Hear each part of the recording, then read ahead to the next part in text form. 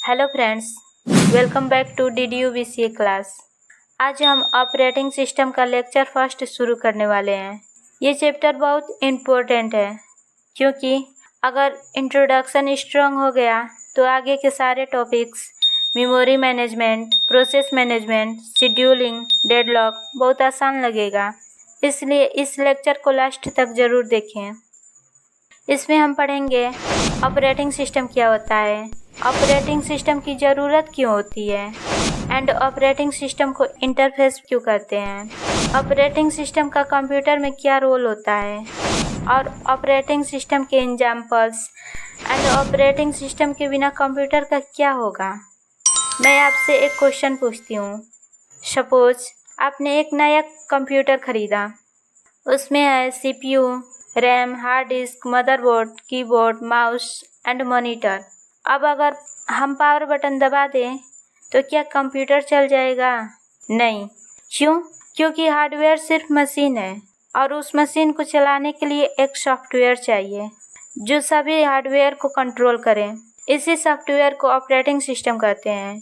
सोचिए एक कंपनी है, उस कंपनी में एम्प्लॉयज़ हैं, मशीन्स हैं, डिपार्टमेंट्स हैं, लेकिन मैनेजर ही नहीं है तो क्या कंपनी स्मूथली चलेगी? बिल्कुल नहीं। इसी तरह कंप्यूटर में CPU, RAM, hard disk and keyboard, mouse, printer सब अलग अलग हार्डवेयर हैं। इन सबको कोऑर्डिनेट करने के लिए एक मैनेजर चाहिए और वही मैनेजर है operating system. N operating system is system software that acts as an interface between the user and the computer hardware. Operating का मतलब है कंट्रोल या मैनेज करना या फिर एग्जीक्यूट्स करना एंड सिस्टम का मतलब है कई कंपोनेंट्स मिलकर एक यूनिट बनाना, जैसे CPU, RAM, storage, keyboard, mouse, monitor, ये सब मिलकर कंप्यूटर सिस्टम बनाते हैं। एंड सॉफ्टवेयर इंस्ट्रक्शन का कलेक्शन होता है जो कंप्यूटर को बताता है क्या करना है। सबसे इम्पोर्टेंट इंटरफेस का मतलब दो चीज़ों के बीच कम्युनिकेशन इस्टेब्लिश करना। तो ऑपरेटिंग सिस्टम एक सिस्टम सॉफ्टवेयर होता है जो यूजर और हार्डवेयर के बीच इंटरफेस का काम करता है। सिस्टम सॉफ्टवेयर वो सॉफ्टवेयर होता है जो कंप्यूटर को चलाती है। It manage hardware resources, software resources and provides services to application programs. Operating system manage करता है hardware resources, software resources and application program service provide करता है। अब इस डायग्राम को समझते हैं। यूजर डायरेक्टली CPU से बात नहीं करता। सपोज आप एप्लीकेशन सॉफ्टवेयर में माउस से क्रोम पर क्लिक करते हैं तो ऑपरेटिंग सिस्टम रैम में क्रोम को लोड करता है, फिर CPU इंस्ट्रक्शन एग्जीक्यूट करता है, उसके बाद मॉनिटर पर क्रोम ओपन हो जाता है। यह प्रोसेस सिर्फ कुछ मिलीसेकंड में होता है। ऑपरेटिंग सिस्टम को रिसोर्स मैनेजर भी कहा जाता है। रिसोर्सेज क्या होते हैं? रिसोर्स का मतलब CPU, memory, hard disk, printer, keyboard, scanner, network, ये सभी हार्डवेयर रिसोर्सेज हैं। ऑपरेटिंग सिस्टम डिसाइड करता है कौन सा सॉफ्टवेयर मेमोरी यूज करेगा, कितनी रैम मिलेगी, कौन सी फाइल स्टोरेज में सेव होगी। इमेजिन करिए एक हॉस्पिटल है जिसमें doctor, nurse, patient, medicine, operation theatre, ये सब रिसोर्सेज हैं। हॉस्पिटल एडमिनिस्ट्रेटर डिसाइड करता है कौन सा डॉक्टर किस पेशेंट को देखेगा, कौन सा रूम किस पेशेंट को मिलेगा। वैसे ही ऑपरेटिंग सिस्टम कंप्यूटर के रिसोर्सेज को मैनेज करता है। Example of operating system: Microsoft Windows, यह सबसे पॉपुलर डेस्कटॉप ऑपरेटिंग सिस्टम है जिसके डेवलपर माइक्रोसॉफ्ट है। सेकेंड नंबर लिनक्स, ये सर्वर्स में सबसे ज़्यादा यूज होता है जिसके developer open source community. Third number Mac OS, यह एप्पल कंप्यूटर के लिए ऑपरेटिंग सिस्टम है जिसके डेवलपर एप्पल हैं। फोर्थ नंबर एंड्रॉयड या स्मार्टफोन में यूज होता है और इसके डेवलपर गूगल हैं। एंड फिफ्थ नंबर iOS, जो एप्पल आईफोन्स का ऑपरेटिंग सिस्टम है जिसके डेवलपर एप्पल हैं। Why is operating system important? Operating system क्यों इम्पोर्टेंट है? ऑपरेटिंग सिस्टम के बिना सॉफ्टवेयर इंस्टॉल नहीं होगा। कीबोर्ड काम नहीं करेगा, माउस काम नहीं करेगा, प्रिंटर काम नहीं करेगा, फाइल ओपन नहीं होगी, इंटरनेट नहीं चलेगा, मतलब एक यूजलेस मशीन बन जाएगा। आप मोबाइल यूज़ करते हैं, जब आप व्हाट्सएप ओपन करते हैं तो रैम एलोकेट करता है, सीपीयू एलोकेट करता है, स्टोरेज एक्सेस देता है, इंटरनेट कनेक्ट करता है एंड नोटिफिकेशन शो करता है। ये सब एंड्रॉयड खुद मैनेज करता है। आगे हम स्टडी करेंगे आखिर ऑपरेटिंग सिस्टम की ज़रूरत ही क्यों पड़ी। मान लीजिए आपके घर में एक स्मार्ट किचन है। किचन में सब कुछ है, gas stove, refrigerator, microwave, mixer, water purifier, लेकिन कोई भी इन सब को चलाना नहीं जानता, तो क्या भोजन रेडी हो जाएगा? नहीं, ओनली मशीन्स होने से काम नहीं होता, उन्हें ऑपरेट करने वाला चाहिए। कंप्यूटर में भी CPU, RAM, hard disk, keyboard, mouse, printer, ये सब हार्डवेयर हैं। इन्हें मैनेज करने के लिए ऑपरेटिंग सिस्टम की ज़रूरत होती है। An operating system is needed to manage computer resources, execute programs, provide security and enable communication between the user and hardware। Operating system computer का मैनेजर है। ये इंश्योर करता है कि सब हार्डवेयर सही तरह काम करें, सब सॉफ्टवेयर स्मूथली रन करें, यूजर को इजी इंटरफेस मिले, डाटा सिक्योर रहे, कंप्यूटर फास्ट और इफ़िशिएंटली वर्क करें। अगर ऑपरेटिंग सिस्टम ना हो तो हार्डवेयर और सॉफ्टवेयर एक दूसरे के साथ कोऑर्डिनेट नहीं कर पाएंगे। First number, to make the computer usable. The operating system makes the computer usable by providing an interface between the user and the hardware. User directly CPU या रैम को कमांड नहीं दे सकता। ऑपरेटिंग सिस्टम यूजर की language को machine language में convert करने में हेल्प करता है और हार्डवेयर को इंस्ट्रक्शन देता है। मशीन लैंग्वेज क्या होता है?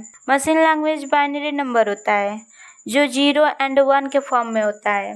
तो ऑपरेटिंग सिस्टम यूजर से इनपुट लेकर मशीन लैंग्वेज में कन्वर्ट करता है एंड प्रोसेस होने के बाद फिर मशीन लैंग्वेज को यूजर लैंग्वेज में कन्वर्ट करता है। Second number, hardware management. The operating system manage all hardware devices such as CPU, memory, keyboard, mouse, printer and storage devices। Computer में बहुत सारे हार्डवेयर होते हैं। ऑपरेटिंग सिस्टम डिसाइड करता है CPU किस प्रोग्राम को मिलेगा, प्रिंटर कब प्रिंट करेगा, कीबोर्ड का इनपुट किस सॉफ्टवेयर को भेजना है। Third number, software execution. The operating system loads, executes and controls application software. जब आप क्रोम या VLC ओपन करते हैं तो सॉफ्टवेयर खुद से स्टार्ट नहीं होता। ऑपरेटिंग सिस्टम प्रोग्राम्स को हार्ड डिस्क से रीड करता है, रैम में लोड करता है, सीपीयू को एग्जीक्यूट करने के लिए इंस्ट्रक्शन देती है। Fourth number, memory management. The operating system allocates and deallocates memory to different programs efficiently. RAM limited होती है। अगर 10 सॉफ्टवेयर एक साथ खोल दिए जाएं तो सबको मेमोरी कैसे मिलेगी? ये काम ऑपरेटिंग सिस्टम करता है। सपोज करिए आपने एक साथ ओपन किया Chrome, MS word, WhatsApp, VLC player, तो ऑपरेटिंग सिस्टम हर एप्लीकेशन को अलग अलग मेमोरी एलोकेट कराता है। Fifth number, process management. The operating system manage are running process by scheduling CPU time. Her running software एक प्रोसेस होता है। ऑपरेटिंग सिस्टम डिसाइड करता है पहले कौन सा प्रोसेस चलेगा, बाद में कौन सा चलेगा, कितनी देर CPU यूज करेगा। 6 number, file management. The operating system manage files and folders by creating, deleting, renaming and organising them.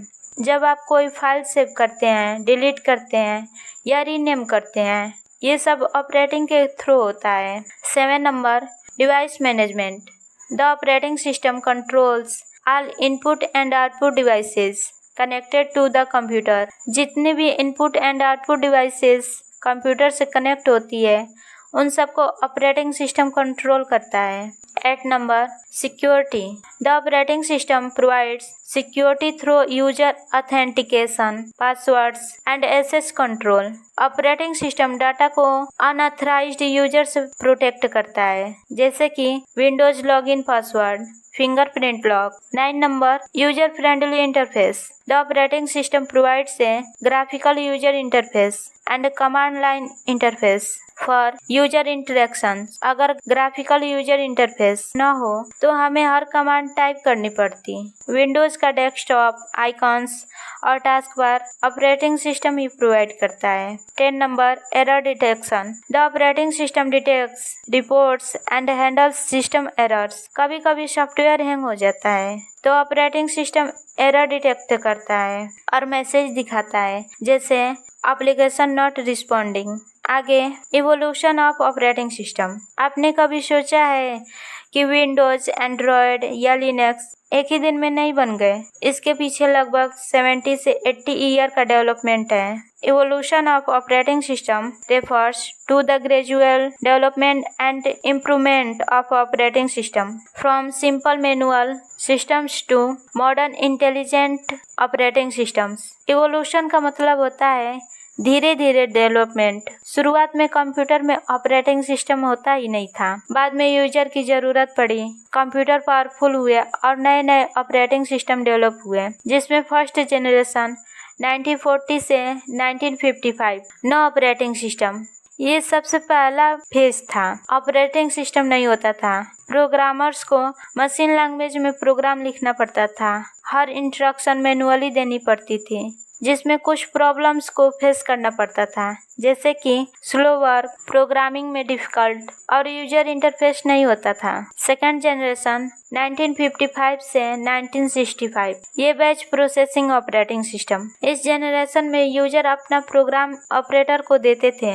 Operator सब प्रोग्राम्स का एक बैच या ग्रुप बनाता था और कंप्यूटर एक एक करके सब एग्जीक्यूट्स करता था। इसके advantage better CPU utilisation, automatic job execution and faster than manual operation. और इसके कुछ डिसएडवांटेज होते थे, जिसमें long waiting time and error find करना डिफिकल्ट होता था। थर्ड जनरेशन 1965 से 1980 मल्टी प्रोग्रामिंग ऑपरेटिंग सिस्टम। पहले सीपीयू एक प्रोग्राम्स चलाता था, अब एक साथ कई प्रोग्राम्स रैम में लोड होने लगे। जब एक प्रोग्राम वेट करता, सीपीयू दूसरा प्रोग्राम एग्जीक्यूट्स करता, जैसे कि रैम में Chrome, Word and Paint 3 programs loaded हैं। जब क्रोम इंटरनेट का वेट करे तो सीपीयू वर्ड को एग्जीक्यूट्स करेगा। इसके एडवांटेज सीपीयू आइडियल नहीं रहता, high efficiency and better performance है। फोर्थ जनरेशन 1980 से 2000 पर्सनल कंप्यूटर ऑपरेटिंग सिस्टम। इस जनरेशन में पर्सनल कंप्यूटर आए, इसके एग्जाम्पल MS-DOS एंड विंडोज है एंड इसके feature graphical user interface and mouse support करेगा, user friendly and fast processing है। फिफ्थ जनरेशन 2000 से प्रेजेंट तक मॉडर्न ऑपरेटिंग सिस्टम। आज के ऑपरेटिंग सिस्टम्स हैं Windows 11, Linux, Android, iOS and macOS and इसके feature multitasking, multi user support, internet, cloud computing, voice assistance, fingerprint and face unlock, ये सब। Next lecture में हम स्टडी करेंगे components of computer system and role of operating system and difference between hardware and software and characteristics और features of operating system. तो मिलते हैं next lecture में। Okay, thanks.